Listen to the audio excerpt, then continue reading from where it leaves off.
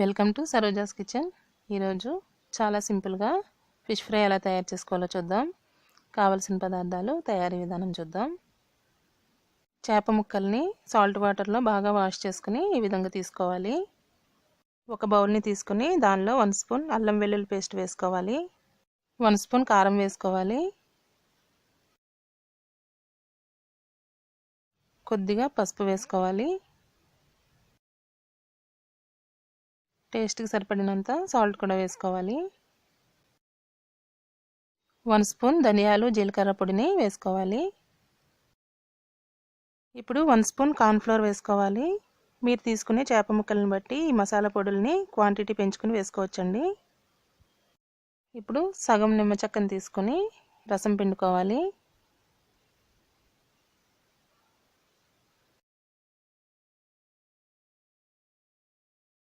పొడులన్నీ కలిసేలాగా బాగా మిక్స్ చేసుకోవాలి.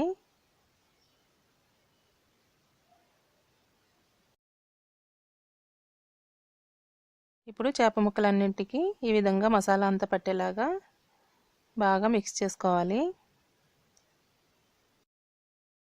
మొత్తం చేప ముక్కలన్నింటికి మసాలా పట్టే విధంగా బాగా మిక్స్ చేసుకోవాలి.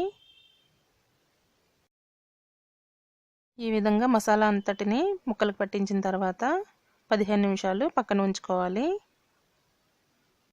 ఈ విధంగా 15 నిమిషాలు పక్కన ఉంచుకుంటే చేప ముక్కలకి ఉప్పు కారం బాగా పట్టి చాలా టేస్టీగా ఉంటాయి. ఇప్పుడు స్టవ్ వెలిగించుకొని బాండీ పెట్టుకొని కొద్దిగా ఆయిల్ పోసుకొని వేడి చేసుకోవాలి. ఆయిల్ వేడైన తర్వాత చేప ముక్కల్ని వేసుకొని వేయించుకోవాలి. ఈ విధంగా మొత్తం అన్నింటిని వేయించుకోవాలి. ఈ చేప ముక్కల్ని సిమ్లో కానీ మీడియం ఫ్లేమ్లో కానీ పెట్టుకుని వేయించుకోవాలండి. హైలో పెట్టుకుని వేయించుకుంటే పైన మొత్తం వేగిపోయి లోపల ఉడకదు, పచ్చి పచ్చిగా ఉంటుంది. చేప ముక్కల్ని రెండు వైపులా ఈ విధంగా తిప్పుకుంటూ బాగా ఫ్రై చేసుకోవాలి.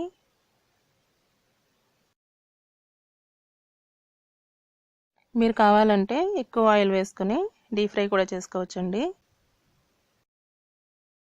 చూసారు కదా, చేప ముక్కలు బాగా ఫ్రై అయిపోయాయి. ఈ విధంగా ఫ్రై అయితే సరిపోతుందండి. మరీ ఎక్కువగా ఫ్రై చేసుకుంటే బ్లాక్గా అయిపోతాయి. ఈ ఫ్రై చాలా బాగుంటుంది. పైన క్రిస్పీగా లోపల సాఫ్ట్గా బాగుంటాయి. చూసారు కదా ఎంతో సింపుల్గా ఫిష్ ఫ్రై ఎలా తయారు చేసుకోవాలో. దీనిలో కొద్దిగా కార్న్ఫ్లోర్ వేసుకున్నాం కదా, దానివల్ల పైన క్రిస్పీగా లోపల సాఫ్ట్గా చాలా బాగుంటాయి.